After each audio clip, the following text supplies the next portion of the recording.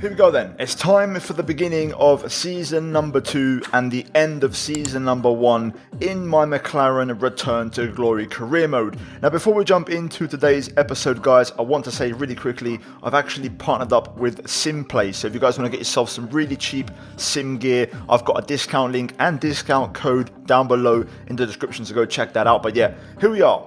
Let's get into it. We've got quite a bit of admin work to get through. I'll leave the finale linked in the top right if you haven't seen it, as there is a spoiler warning, so go check it out. But yeah, pretty much it went mental. We had a driver transfer window before the last race, and it pretty much set off an incredible chain of events. Now, if we look at the final season recap, Max Verstappen won the title. Leclerc dropped the ball in dramatic fashion and also got transferred to Aston Martin with a race to go, essentially sealing his fate and gifting Verstappen the championship. So you can break down the results on the screen.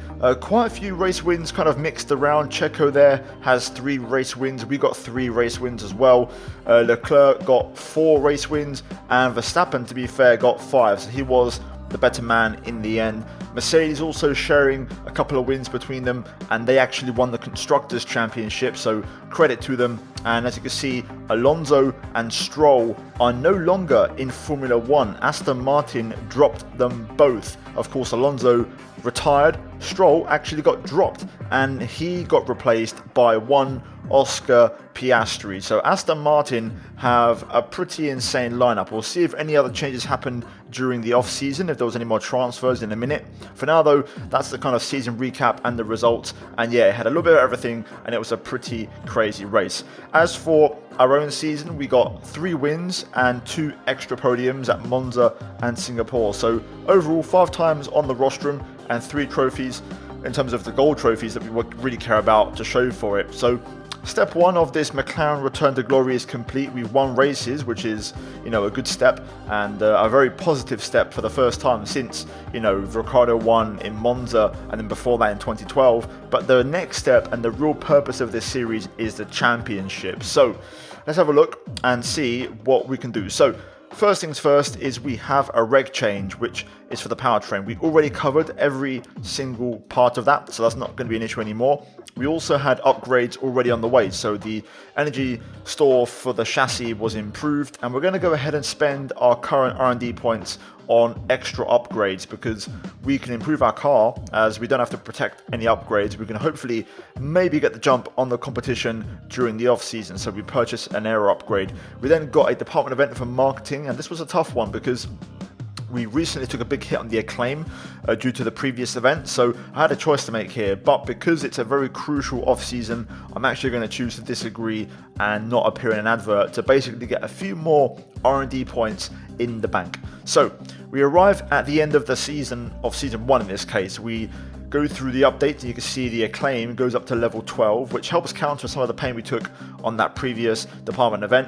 We actually outscored Lando and finished ahead of him in the championship, and to be fair, Lando was so strong at the start of the season, but we managed to get the upper hand and eventually come back swinging, and getting 3 wins to our name, 1 pole of course at Monaco, and a decent 7th place in the Drivers' Championship. Now here is the new calendar for season 2. We've made a few changes. We're going to keep it at 23 races, but there's a few small adjustments. So China returns round 4, Portimao returns at round 21. In exchange, Azerbaijan drops out, and so does Hungary, because I do not particularly enjoy those circuits. Especially I think Hungary, the racing isn't great, and Baku just isn't fun for me. I didn't really enjoy it.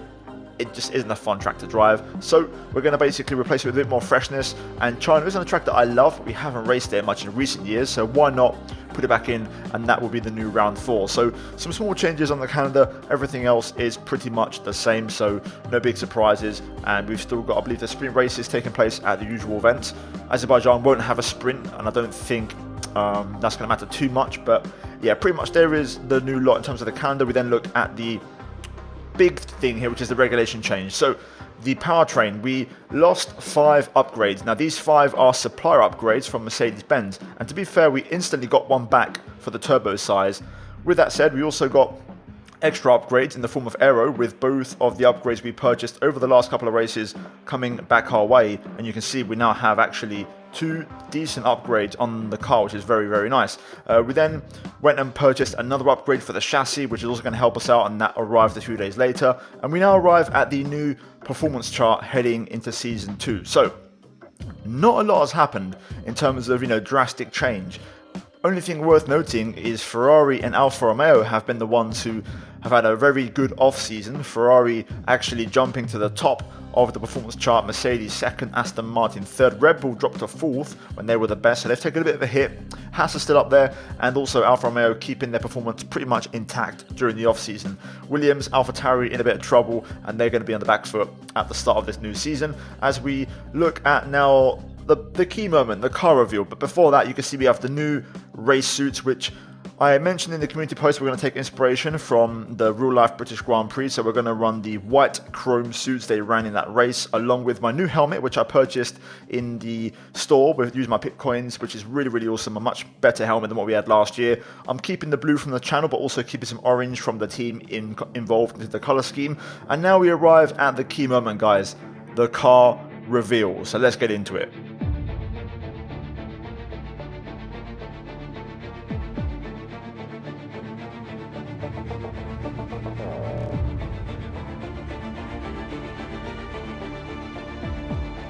What can I say? She is an absolute beauty. If you guys like the car, then like the video and subscribe to the channel if you agree this is an absolutely insane machine. But yeah, the MCL 60B is upon us for 2024, and chrome has taken over as the primary color of our machine. The orange drops to kind of a secondary color in the pyre form, and the blue has been dropped from the livery. We still keep the blue in terms of a few details on the race suits and also the pit crew, but on the car itself, the kind of things we want to show off are the chrome, which is back in a majority role, and also the papaya orange, still keeping prominence on the car with some black as well, some carbon. So yeah, guys, let me know what you think in the comments down below, but we're now going to move into some other cars and machines. First up, we have the defending Constructors Champions, Mercedes, who won back their crown. They've kept their lineup. George Russell, Lewis Hamilton, back again driving the Black Arrow in season number 2. After that, we're going to jump to Red Bull, which of course features the world champion Max Verstappen, keeping the number 1 in his car with Sergio Perez alongside him once again, reforming that partnership, and no driver transfers on these two fronts so far, so those two are unchanged. We now move to Ferrari, and this is where of course we saw the big change before Abu Dhabi, with Leclerc being dropped for Valtteri Bottas, which was a huge shock, and that forms a new lineup with Carlos Sainz, and they're going to try and run it back and hopefully have a better season, and fingers crossed not drop the ball as badly.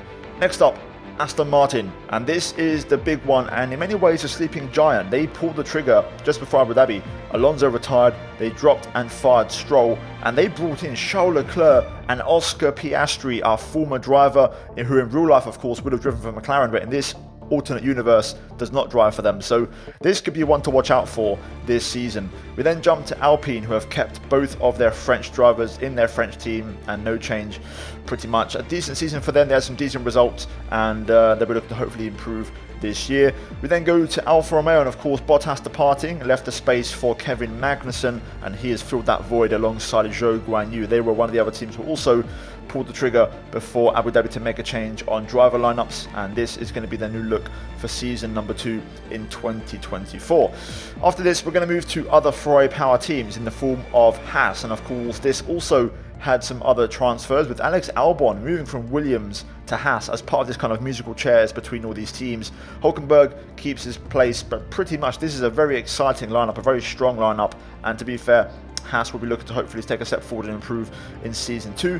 We then jump to AlphaTauri, and they've kept their lineup. So Yuki Tsunoda, Nick De Vries. Sorry, mate, you're not there no more in real life, but apologies, you're here in the game. So yeah, Williams, we finally round it off with Logan Sargent and Théo Pourchaire stepping up for, of course, Albon departing the team. So a very young and a very inexperienced lineup for them in this season 2, guys. But that is going to be it for the updates for this new season, guys. Let me know what you think of the livery, the calendar, and the adjustments we've made and the tweaks we've made.